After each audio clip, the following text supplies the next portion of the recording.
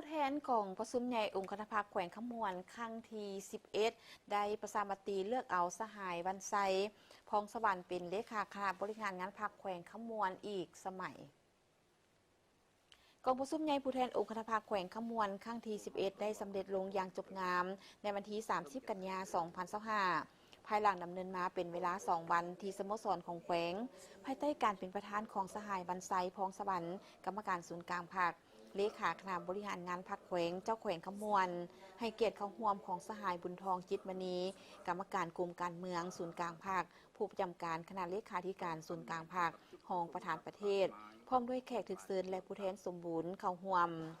กองประชุมบรรดาผู้แทนได้พร้อมกันค้นคว้าประกอบความเห็นและเป็นเอกภาพสูงหับพ้องเอาบทรายงานการเมืองแผนพัฒนาเศรษฐกิจสังคม5 ปีครั้งที่10ของแขวงและบทสำรวจการนำพารวมของคณะพรรคแขวงสมัยที่10อย่างลึกซึ้งและแท้ตัวจริงหับพ้องเอาทิศทางเวียกงานและคาดหมายสู่ชนใน5 ปีต่อหน้า 2026-2030พร้อมนั้นก็ได้ดำเนินการปอนบัตรเลือกตั้งเอาคณะบริหารงานพรรคแขวงสุดใหม่ซึ่งมีผู้ออกสมัคร42 สหายเลือกเอาจำนวน37 สหายยิง7 สหายโดยกองประชุมข้างปฐมฤกษ์เป็นเอกสารเลือกเอาคณะประจำพรรคแขวงจำนวน11 สหายยิง1 สหายในนี้หับพ้องเอาสหายบรรไซพองสวรรค์เป็นเลขาคณะบริหารงานพรรคแขวงสหายสมใจพานิจันทร์และสหายปริญญาเอกสมสะอาดอุนซีดาเป็นรองเลขาคณะบริหารงานพรรคแขวงเลือกเอาสหายนางบังอ่อนสัญญสิทธิ์เป็นประธานกวดกาพรรคแขวงสหายพิมพร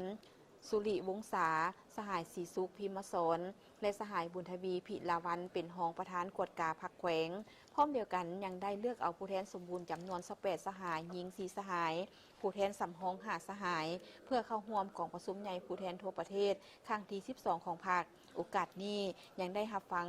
การโอ้ลมซีน้ำของสหายบุญทองจิตมณีซึ่งความเห็นซีน้ำดังกล่าวแม้นเต็มไปด้วยเนื้อในความสำคัญซึ่งเป็นทิศซีน้ำให้แก่การเคลื่อนไหวนำพาซีน้ำของคณะพรรคสมาชิกพรรคที่จะต้องได้ค้นคว้าให้ลึกซึ้งและนำไปพันขยายเพื่อจะตั้งปฏิบัติให้ปรากฏผลเป็นจริง